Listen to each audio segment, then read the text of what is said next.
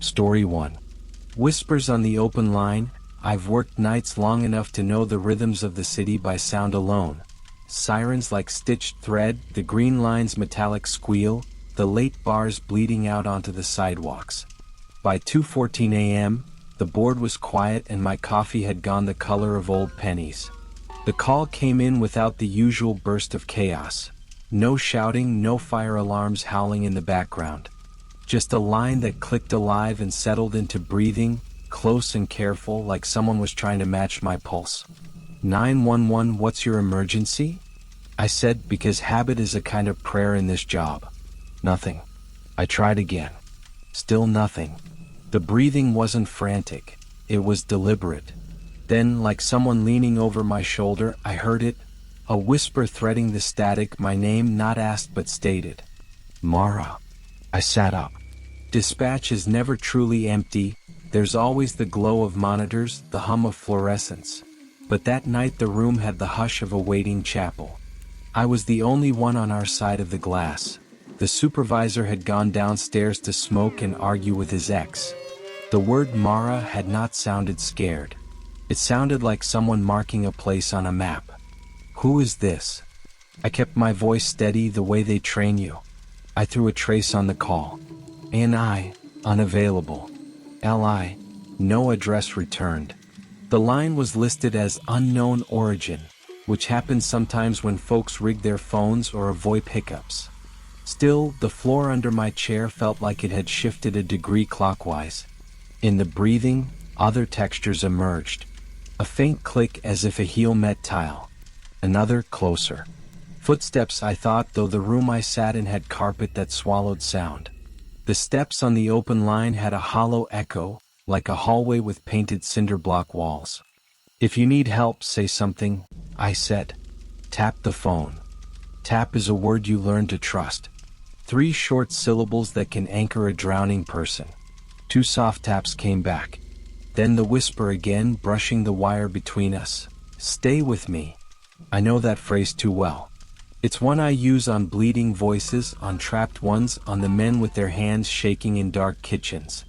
I toggled our security cameras, eyes flicking over empty hallways, the quiet elevator bay, the stairwell door that never quite latched. The building's watch screen showed nothing but an earlier clip of the janitor dancing a mop down the corridor. I checked the call display again. Line 3 live 5 minutes now. An ID number scrambled. And then, for a breath's length, it stabilized and flashed an address. 1 Schroeder Plaza, level 3, our building, our floor. Is this a prank? My mouth was dry. The supervisor's chair across the room still held his jacket like a slumped passenger. If this is a prank, I will have you charged. Not my best line. Fear squeezes the imagination until all that comes out is paperwork. The breathing quickened. The footsteps did not. They kept that same measured interval, heel to toe, like a metronome set to a heartbeat I didn't recognize. Mara, the voice said. You told me to stay on the line. The words fell through me with the weight of a dropped radio. I had said that in another night. Many nights. You told me to stay. And then a name, either mine again or something like it, fragmented by the static. Memory is a treacherous street in Boston. It doubles back and the signage is bad. But some nights have landmarks. 5 years ago, a call at 1:19 a.m., a girl whispering from a closet in Dorchester while the front door cracked. I had said, stay with me, help is coming, count your breaths with mine. The call had kept that same damp exhale sound. The line had gone dead, no trace, no callback.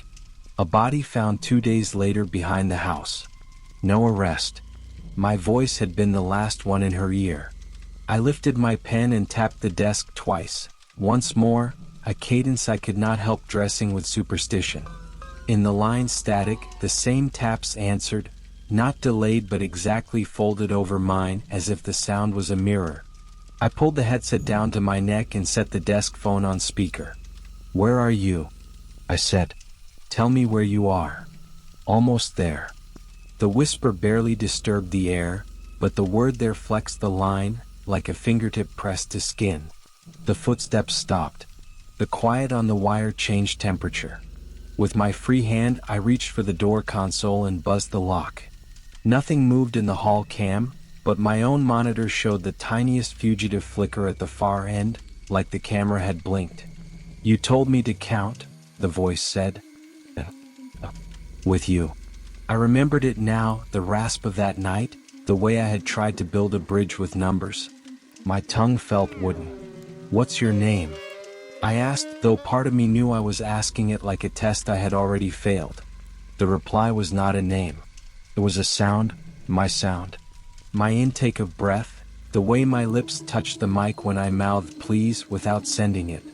There's a kind of feedback that happens with bad wiring. You hear your own voice loop back with a delay, thinner and fried at the edges. This wasn't that. This was my voice before it existed, a mouthful of future air. "Stay with me," it said, and I realized I was hearing what I hadn't yet said.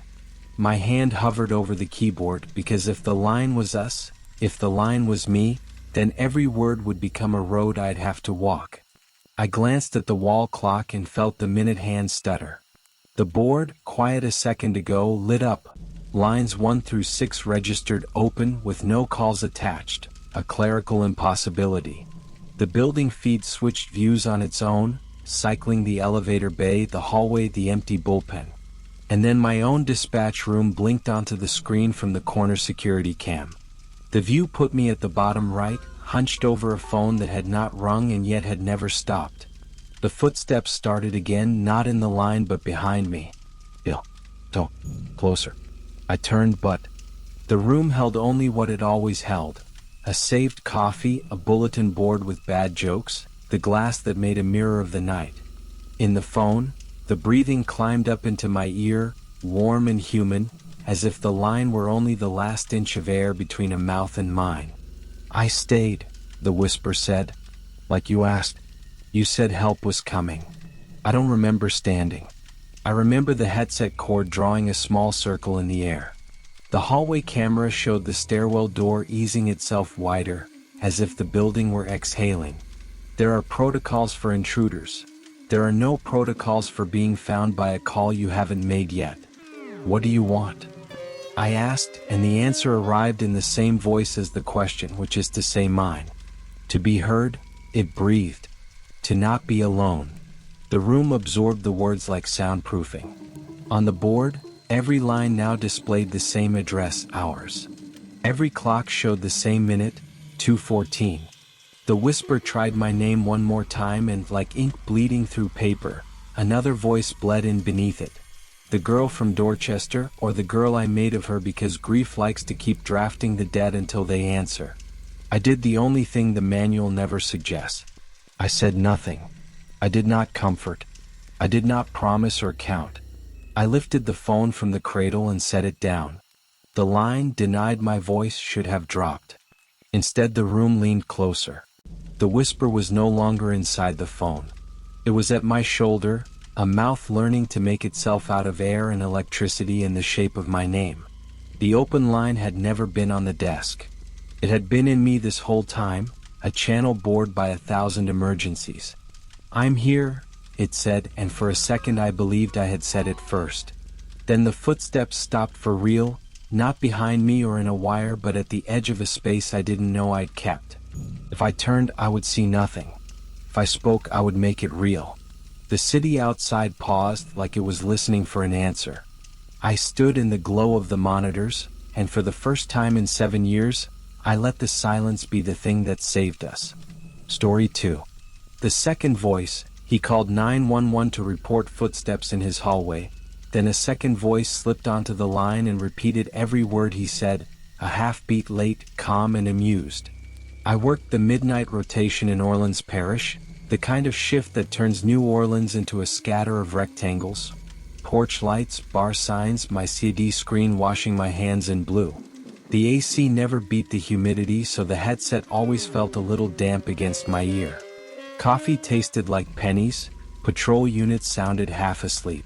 Then a new line flashed, unknown number, weak signal, and I took it. 911, what's your emergency? I asked.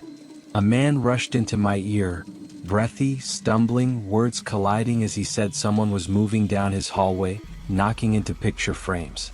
I typed as he spoke, number, street, quadrant, and then a second voice slid over his like a shadow, calm and almost amused, repeating everything he said a single beat later. Not an echo. Not the same timbre. Like someone leaning over his shoulder, reciting. I checked diagnostics out of habit. Echo cancellation was clean. Latency normal. I muted my mic and he kept talking, tripping over the geography of his own home, turning back toward those slow steps. The other voice copied him, fractionally late, making his panic sound ridiculous. I unmuted. Sir, is there someone else on the line with you? He stopped mid-word. Silence opened like a trapdoor. Then a slam, door, body, palm on sheetrock, I couldn't tell, loud enough to clip the input. The line died. I called back immediately. The ring sounded far away, like it was moving through an empty house. On the third ring, a click, and then I heard myself, 911, what's your emergency? My own voice a shade too slow. I pulled the headset off, heart kicking, then forced it back on. Sir? I asked. Are you safe? The second voice answered for him, soft and polite. Are you safe? Procedure took the wheel when my hands wouldn't. I flagged burglary in progress, priority, and pushed the call to the closest cars. The address looked right, a shotgun off a narrow street that loses its sidewalks to weeds every summer.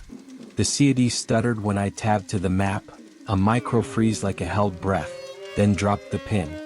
Unit 5 to 3 en route, Ortega said. 4 out.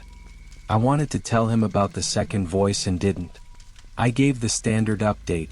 Male caller whispering, footsteps in the hall, line disconnected after a slam. While I talked, my original line showed as open but silent. Nothing but thin carrier hiss. Dispatch, 5-3s on scene. Barely 2 minutes. House is dark. Front doors ajar. Window latch. Smells stale. Duplessis murmured, listen. Through their body mics, a phone began to ring somewhere inside. I opened the dead line and heard the same ring, now bleeding into the room with them as if the house were calling itself. Ringtone rear hallway, Ortega whispered. The radio caught his whisper in 2 places. Once through his unit, once through my console, slightly out of sync like a round sung by strangers. Dispatch, we found a phone, Duplessis said. Plastic on wood. Breathing. Locked screen. Timer running on a call. 22 minutes. I checked my clock. Our open line had been live for 22 minutes and change. Is anyone inside? I asked. Negative, Ortega said. Negative, the calm voice repeated on my dead line a beat later. The hair on my arms lifted. Utilities check. No power to the address. Neighbors reported the place empty since April. I pulled the ANI/ALI. The number belonged to the address. Service disconnected in June, billing name blank. In the notes, a prior call, 10 years ago, same number, same block, same hour, caller reported footsteps in a hallway. Disposition, door secure, unable to locate caller. Dispatch. Ortega said. There's a mirror at the end of the hall. Floor to ceiling. He sounded embarrassed. Feels like it's humming. His boots approached. My console bloomed with feedback, one long grief-strained note, because in his radio I could hear my voice and in my headset I could hear his, and we were all saying, "Is someone else on the line with you?" Over and over, a loop crowding itself. The delay collapsed. I don't have better language. When I spoke, another voice spoke with me, the same words in a tone not mine, like water poured back into its own glass. Ortega said, "Dispatch, did you just..." And the second voice said it too with a warm chuckle. Picture frames slid down a wall. The mics caught the soft scrape and the tiny, polite taps of glass. "Copy," I said, and the other voice laid a hand over my mouth saying "copy" at the exact same time. Space sounded louder on their open mics. More ceiling, more corners, as if the house were moving closer to them. Something moved behind Ortega, fast enough to push air. He spun, fabric hit the mic, then that slam again, not a door, not a body, a sound like the hallway had shut. "Dispatch," the second voice said, delighted, no lag at all now. I'm in the hallway. My screen blinked, and all three connections, unit, callback, original, collapsed to gray. The quiet after felt like a trick. Rooms hold on to sound like heat. The radios came back, the phones, the drip of routine calls. We sent a supervisor. Ortega and Duplessis were fine, pale, annoyed, laughing like they might be sick. I filed the report down to the second. At the end of shift I wiped my station, hung my headset on its peg, watched the leather ear pad return to shape.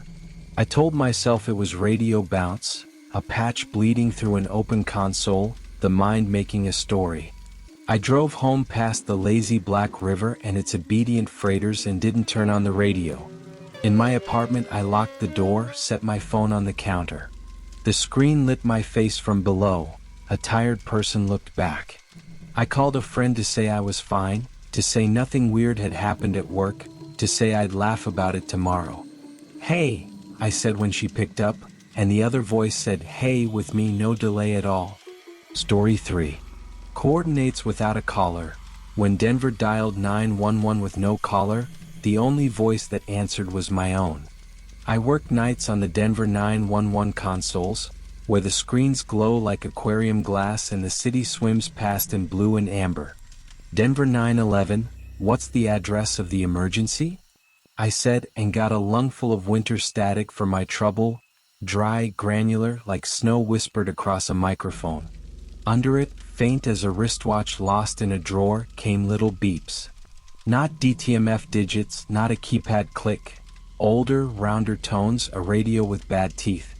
I almost cleared the line when the numbers pushed through the hiss, patient and calm, each pair punctuated by a breath.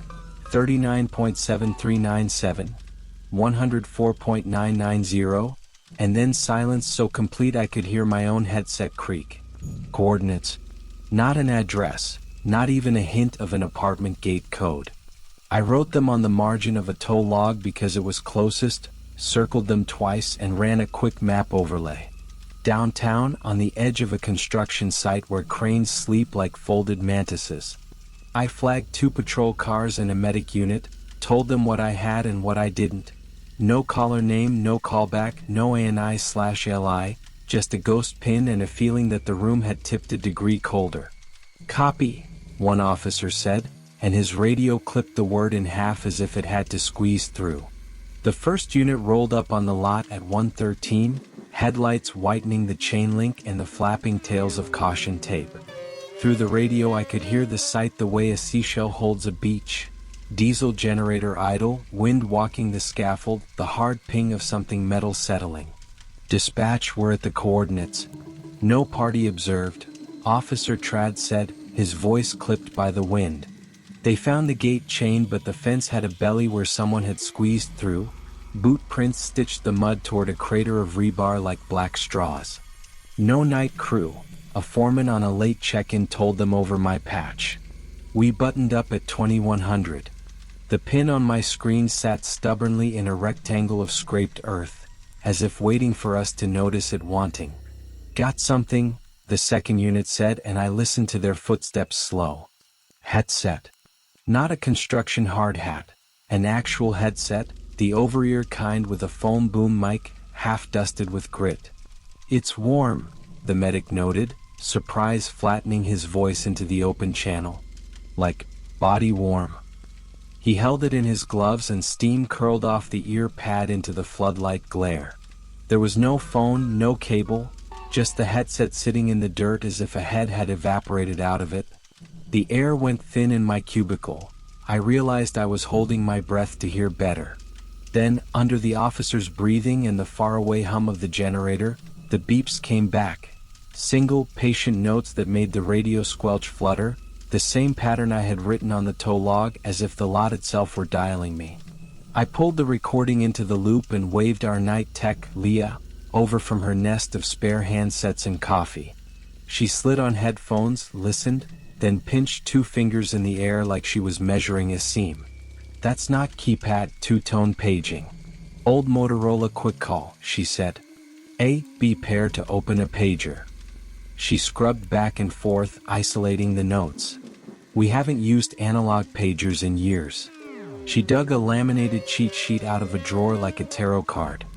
This pair used to hit the city-wide all-call. If something wanted every radio to wake up, it would start with this. Hold that headset up to your mic, I told Trad.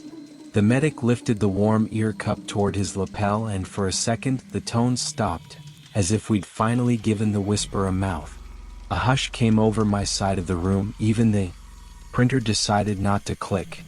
Denver 911, I said into my boom, and my own voice came back over the open channel a half-second later, thinner, like it had crawled through conduit. Then a new line of numbers, low and careful.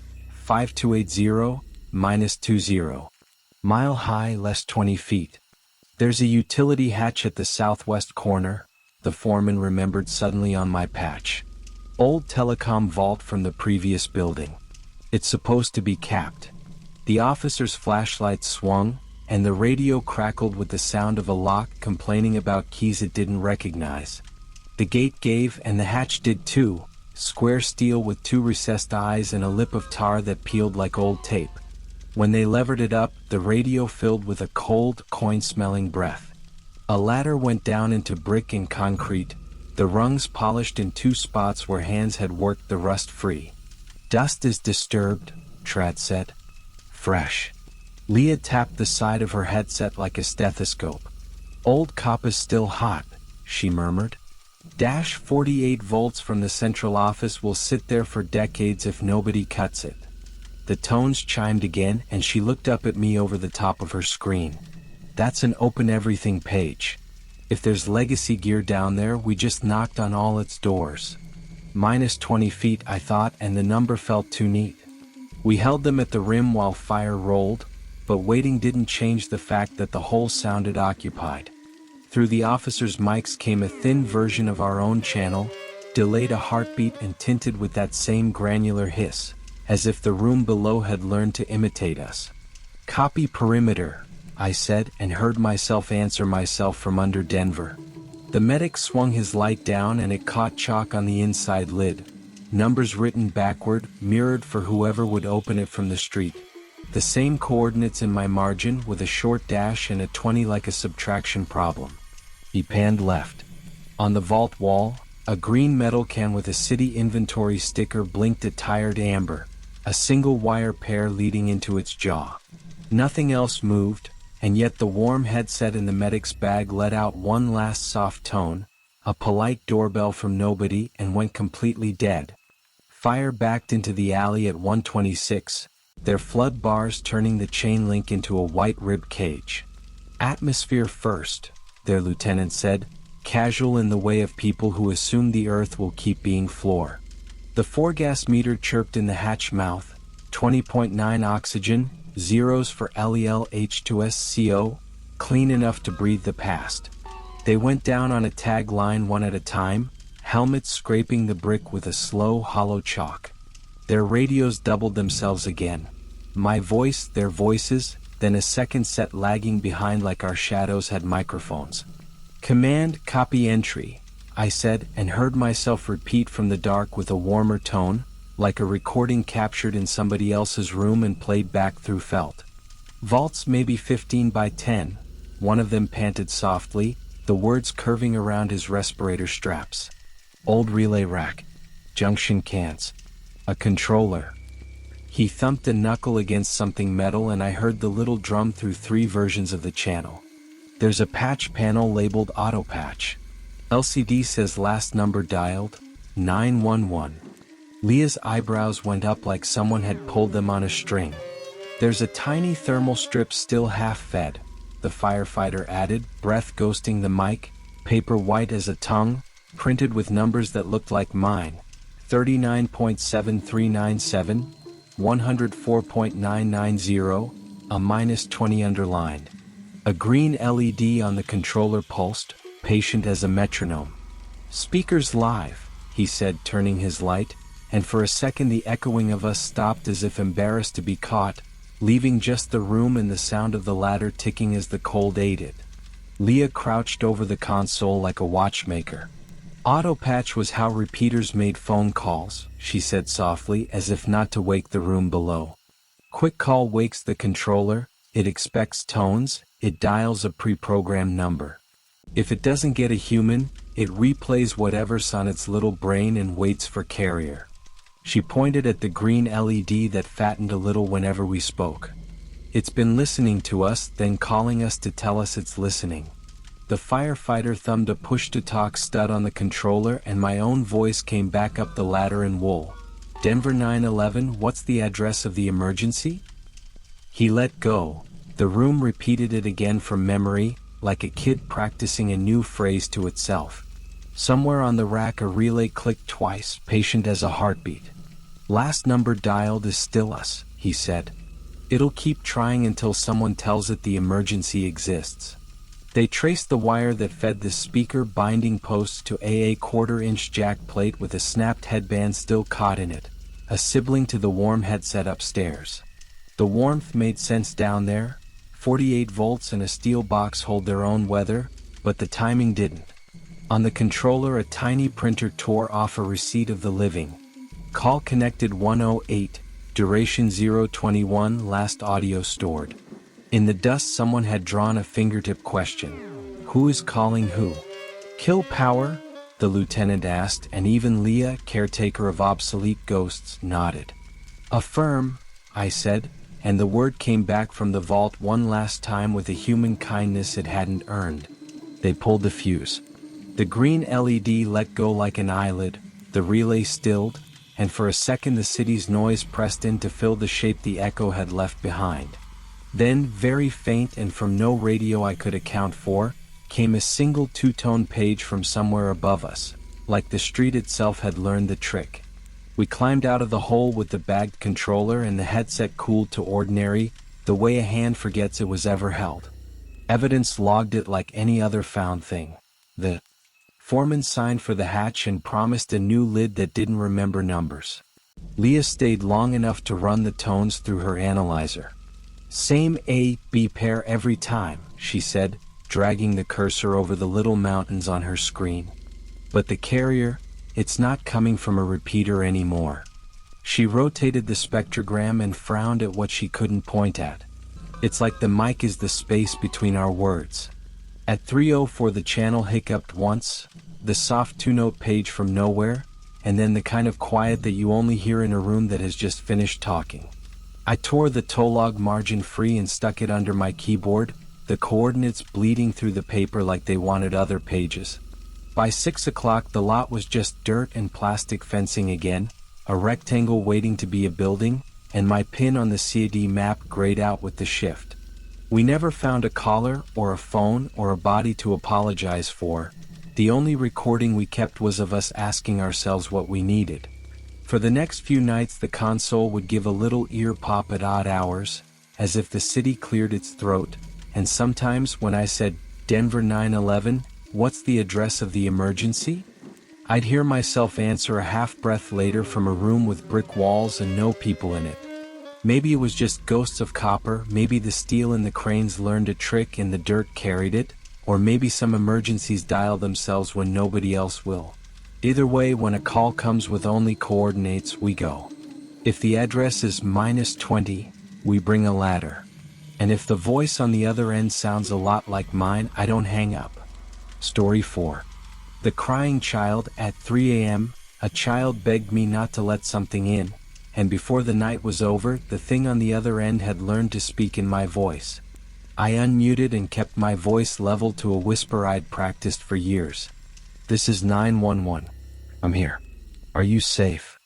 The only reply was that breathing, like air being dragged over wet gravel, followed by the faintest shuffle, the way socks sound against old hardwood. My screen showed a number but no address, VoIP flagged, ALI unavailable. I requested a carrier reping with my left hand while keeping my right hovering over the dispatch hotkey. If you can't talk, tap the phone twice, I said, steady like reading a line off a pillow tag. 2 taps came back, quick, hopeful. and then a third, slower, as if someone else's finger had found the glass. I muted again before I could stop myself. On the map, the tower sectors painted a crooked wedge over North Seattle, Greenwood, maybe Bitter Lake, but it was too wide to put a car on a doorstep. I sent a silent approach to sweep the grid anyway, units rolling dark. "You're doing great," I told the boy when I unmuted, and I could hear him trying not to cry. Then, closer than before, the rasp turned its head toward the microphone and exhaled like a laugh that forgot how to be human. "Stay where you are," I whispered, letting my training flatten the terror in my throat. "If you can move, go to a room you can lock. Bathroom or closet." A single tap. Then the squeal of old hinges, fabric brushing fabric, the faint tick of hangers colliding. The breath drew closer, curious, tasting the mouthpiece. I killed my mic again, signaled the re-ping, and marked the line as hot. Any unit within 4 blocks to hold perimeter and listen before they knock. When I came back, I kept my words simple, shaped for yes/no. Closet? 2 taps. Door locked. 1. My knuckles whitened over the headset frame. Good.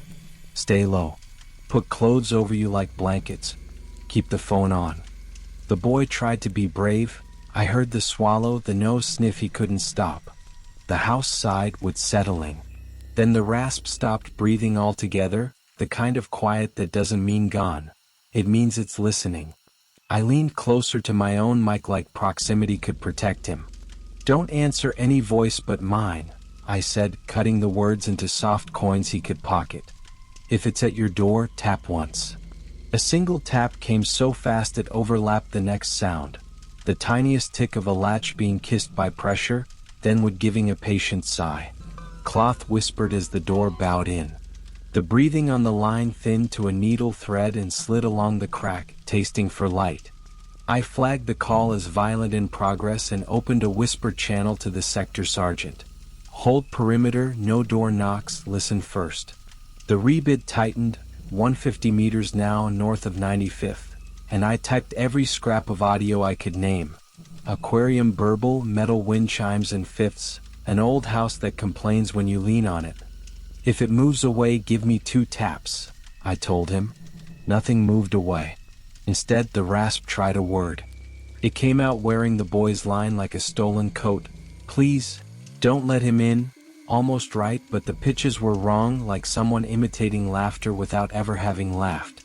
On the radio, a unit whispered they had chimes on a porch and the hiss of a filter through an open window. On my line, the closet door's hinge exhaled a fraction, and the boy stopped breathing to make room for the sound. "Put your hand flat against the door handle and don't let it turn," I murmured, angling my mic so the sentence shaved itself down to breath. "If it pushes, hold.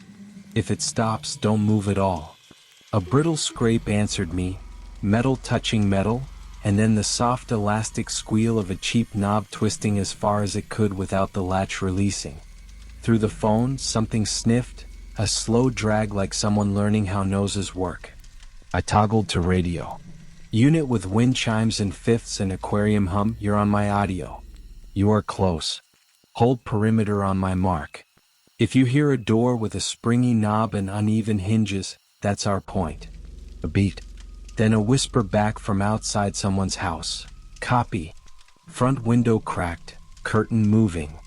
"Dim your screen," I told the boy, keeping my words blunt enough to pass through fear. "Lay the phone face down, put a sweater over it. Leave a corner free for the mic, keep your thumb on the side button so you can kill the light if it wakes up." Fabric fell like snow. The sound on my end turned wool-soft. The breath didn't. It pressed right up to the speaker again, tasting the heat through the knit. "Please," it said, wearing the borrowed plea wrong the way a bad smile wears the face. The closet door swelled inward as if the house breathed in. From the radio, a hinge somewhere else in the night exhaled a cousin of the same sound. "We're at the right one," I whispered to the air and to the boy and to the officers both. "Freeze. It's listening." The back door whispered once in the radio and then nothing. No light, no chatter, just the soft coat rustle of bodies slipping into a house that didn't want them. On my line, the rasp tried on a new costume. my cadence, my hush. This is 911, it said almost right, vowels swollen. Open the door now. I cut across it, low and certain. I will never ask you to open, I told the boy. Only me. Only taps. 2 for yes. The closet knob twitched like a heartbeat in metal. Far away but close, an officer breathed. Living room clear. Aquariums left. Hallway east. I pictured the map I'd been stitching, every hinge and chime a star. Thumb on the button, I whispered, and listened to the bubbles with me. Count them. We counted in silence. 1, 3, until the rasp leaned to the slats and exhaled my own name back at me, wrong in the middle like it had been practicing. The floorboards outside the closet gave 4, 5 paws. The radio thread tugged, bedroom door ajar. Hinge scratches match. I lifted my finger toward a button that wasn't a trigger and said to both rooms at once, on my mark, you take the child. He will not move unless you touch his wrist twice. He will not make a sound. The knob tightened, the spring humming. Mark. The closet hinge gave its thin, familiar sigh, and then the soft rustle of a small body being gathered out of darkness. Somewhere very close to my ear, a gloved finger tapped a tiny wrist twice and a child's breath hitched but held. Perfect silence, perfect courage. The rasp drew itself long, filling the absence the boy left behind, and slid closer to the sweater-muffled phone until it sounded like my headset was inside its throat. Up, in, it tried again, wet syllables fogging the mic. On the radio a whisper threaded the house. Contact. Child secure. Exiting back. I didn't let my voice rise to meet my pulse. You're clear. No lights, I said to them, and to the open line I said nothing at all. Just let the quiet be bait. The chimes brushed once in the night air as the team slipped out, the aquarium hushed, thinning with distance until my radio gave me a word I could finally write. Safe. I thanked them without saying thank you and logged the time. The call stayed open, the phone still in the closet, sweater over glass. For a beat I heard only a house remembering how to breathe. Then, through wool and wood, the thing tried me on one last time and got it exactly right. My voice, my cadence, my whisper, this is 911. The spring inside the knob sang a thin, satisfied note as it turned the last hair without a hand, and the line ended itself with a soft, deliberate click. Story 5. Echo in the dispatch room. Halfway through a 911 call, the man on the line began repeating whatever I typed into the dispatch log. Then he read my name, my badge number, and the address on the screen. Our dispatch room. I was 20 minutes from end of shift when line 3 chimed and washed a flat green across my console. The room smelled like old coffee and humming vents, that thin hour when Chicago pauses between sirens. I clicked in, kept my voice level. 911, what's your emergency? Footsteps, a man said, voice thin. Outside my apartment. I spun up a new event, the CAD window blooming like a small, obedient sky. My fingers moved on habit. Caller reports footsteps in hallway. The man repeated, same cadence. Caller reports footsteps in hallway, as if he'd climbed into my throat. I tested it. Unknown male, possibly intoxicated, I typed without speaking. Unknown male, possibly intoxicated, he echoed, a beat of bruised indignation after. I backspaced. The line went quiet until he whispered, why did you take that back? The cursor blinked like a pulse under glass. NI/LI stuttered, then hung on location pending.